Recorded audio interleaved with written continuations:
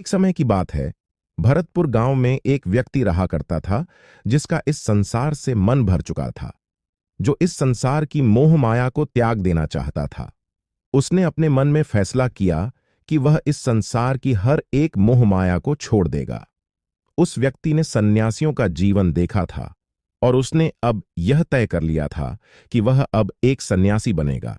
वह तुरंत अपने घर से निकलकर पास में रह रहे एक बौद्ध भिक्षुक के पास जाता है और उनसे कहता है कि मुझे एक सन्यासी जीवन जीना है। मैं इस संसार की मोह माया को त्याग देना चाहता।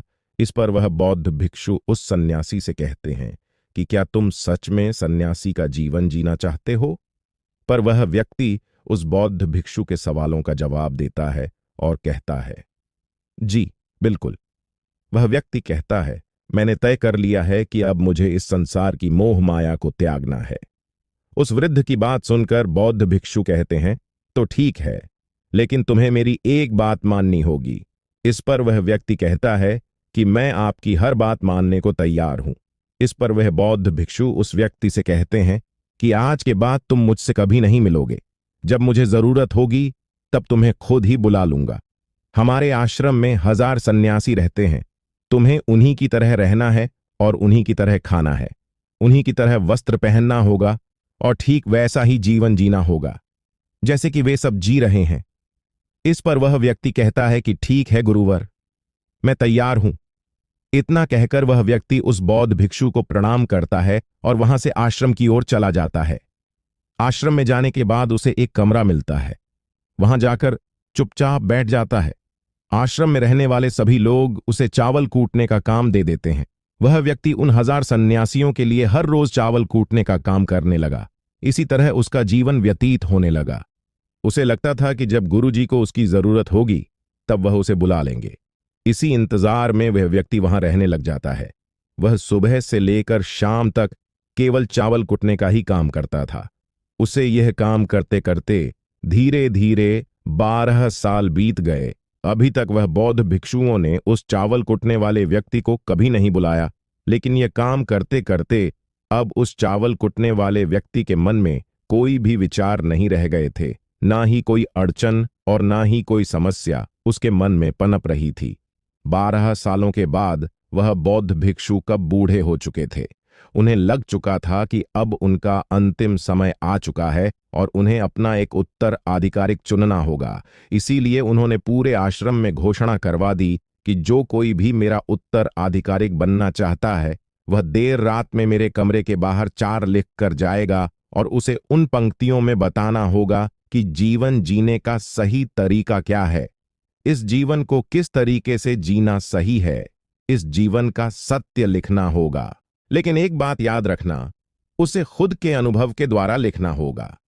किताब में कहीं हुई बातों को नहीं लिखना होगा या कहीं से नकल मारकर नहीं लिखना है। जो भी यह बताने में सफल हो जाएगा वही मेरा उत्तराधिकारी होगा। आश्रम में जितने भी लोग रह रहे थे वह सब उस बौद्ध भिक्षु को बहुत मानते थे। कोई भी उन्हें धोखा नहीं देना चाहता था। सभी भिक्षुओं के मन में यह चाहत थी कि वह उनका उत्तराधिकारी बने, लेकिन कोई भी यह काम करना नहीं चाहता था।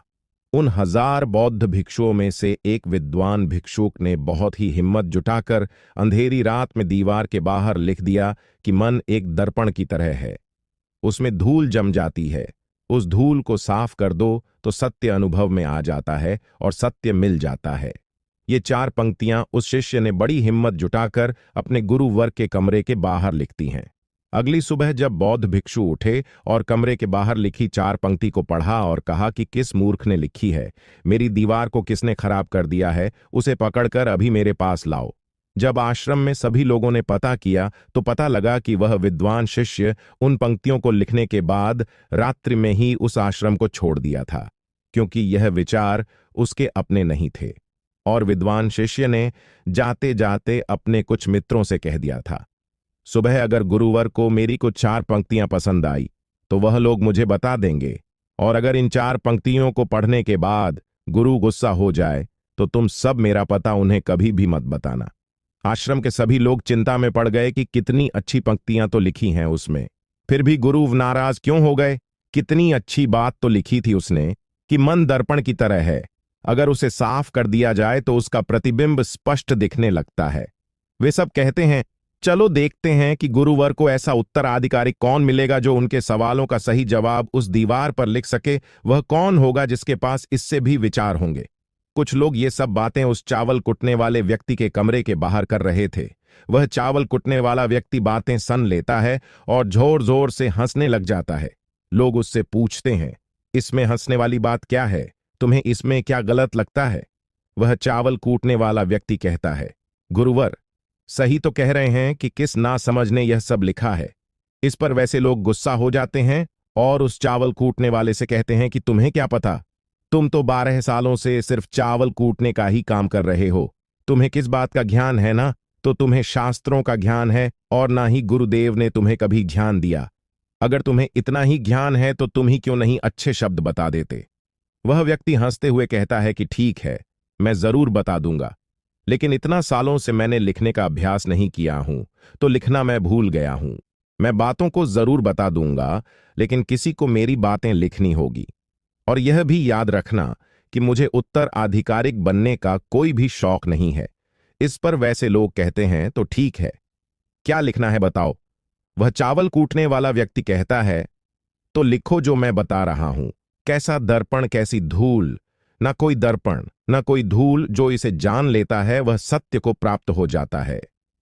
यह बात उस गुरुदेव के कानों में पड़ जाती है। आधी रात को वह गुरुदेव उस चावल कुटने वाले व्यक्ति के पास आते हैं और उससे कहते हैं कि तुम यहां से चले जाओ, वरना यहां पर रहने वाले आश्रम के सभी 1000 लोग तुम्हें छोड़ेंगे नहीं।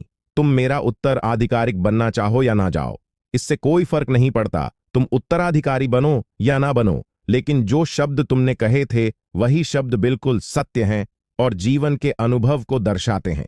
इसलिए मन ही मन मैं तुम्हें अपना उत्तराधिकारिक मान लिया हूं। और अगर यह बातें उन 1000 आश्रम वाले लोगों तक पहुंच जाएंगी तो वह सब तुमसे जलने लगेंगे और तुम्हें चोट पहुंचाएंगे। ये लोग बर्दाश्त नहीं कर पाएंगे।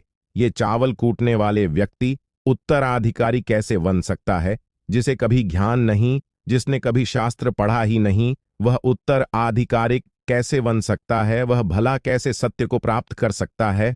और यहां पर शास्त्र जानने वाले सभी लोग सर पीटते रह जाएंगे। इसलिए तो यहां से चले जाओ, कहीं और अपनी दुनिया बनाओ और वहां के लोगों को ज्ञान से भर दो। इस पर महात्मा बुद्ध ने भी अपने एक शिष्य से कहा था, जब तुम्हारे मन की सारे विचार शांत हो जाएं, तुम्हारे भीतर विचार आना बंद हो जाए, उस दिन से तुम्हें सत्य का अनुभव हो जाएगा। तुम सत्य का अनुभव करोगे, खुद को भी और इस ब्रह्मांड को भी समझ पाओगे, और यही बुद्धत्व प्राप्ति का पहला कदम है। मन को शांत करने का पहला तरीका जो बौद्ध ग्रंथों में पाया गया है, वह खुद के विचारों पर करना। इन्हें अच्छे से समझना कि आखिर आपके अंदर कौन से विचार उत्पन्न हो रहे हैं, आपके अंदर आखिर क्या चल रहा है। उन्हें अच्छी तरीके से और जागरूकता के साथ समझने की कोशिश करना, ना कि अपने विचारों को दबाने की कोशिश करना। अगर आप अपने मन के विचारों को दबाने की कोशिश करते हैं तो यह गलत होगा, जिसकी वजह से मन और तेजी से भटकने लगेगा और बार बार भटकेगा। लेकिन जब भी आपको लगने लगे कि आपका मन बहुत तेजी से भटक रहा है, तो तुरंत आप उस पर ध्यान देना शुरू कर दें। उसको जागरूकता के साथ देखें और अपने विचारों पर ध्यान दें। निरंतर प्रयासों के बाद आप पाएंगे कि आपके अंदर विचारों को जागरूक होकर देखने की एक आदत सी लग गई है। लेकिन उसी के साथ आप यह भी देख पाएंगे कि आपके मन में बुरे विचार अत्यधिक उत्पन्न हो रहे हैं।